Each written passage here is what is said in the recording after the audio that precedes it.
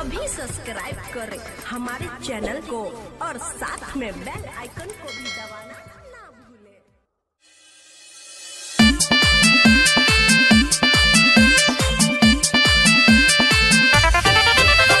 Music by Abhishek Gupta.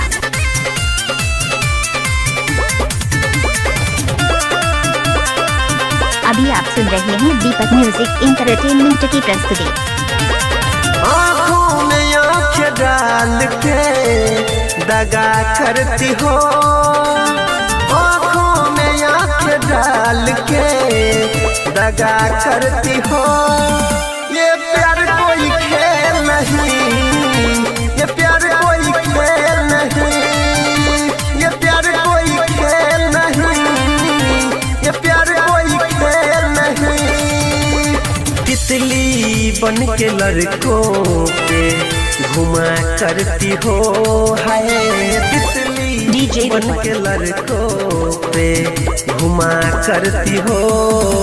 ये प्यार कोई खेल नहीं, ये प्यार कोई खेल नहीं, ये प्यार कोई खेल नहीं, ये प्यार कोई खेल नहीं।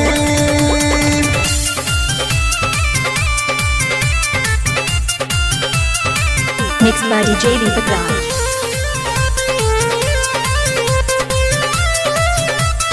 अभी आप सुन रहे हैं दीपक म्यूजिक इंटरटेनमेंट की प्रस्तुति।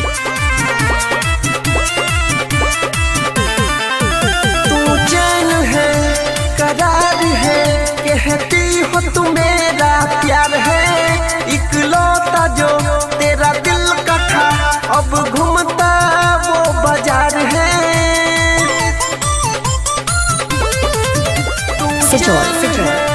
करार है, कहती हो तू मेरा प्यार है। इकलौता जो तेरा दिल का था, अब घूमता बजरंग बाजार है। हर एक वासिकों से वफा करती हो, हाय हर एक वासिकों से वफा करती हो। डीजे दीपक। ये प्यार कोई खेल नहीं, ये प्यार कोई खेल नहीं, ये प्यार कोई खेल नहीं, ये प्यार कोई खेल नहीं।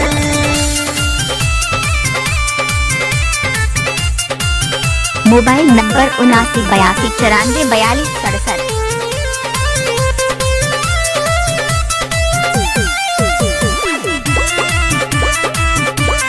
डीजे दीपक। तरपाती हो, सताती हो, कह के नहीं तू आती। झूठा प्यार है, इकरार है, हर एक से तुम निभाती। तरपाती हो, सताती हो, कह के नहीं तुम आती। झूठा प्यार है, इकरार है, हर एक से तुम निभाती। बबुआ राहुल जी का नशा करती हो, है ओ नील देवेंद्र जी का नशा करती हो। ये प्यार कोई खेल नहीं, ये प्यार कोई खेल नहीं, ये प्यार कोई खेल नहीं, ये प्यार कोई खेल नहीं। अभी आप सुन रहे हैं दीपक म्यूजिक इंटरटेनमेंट की प्रस्तुति।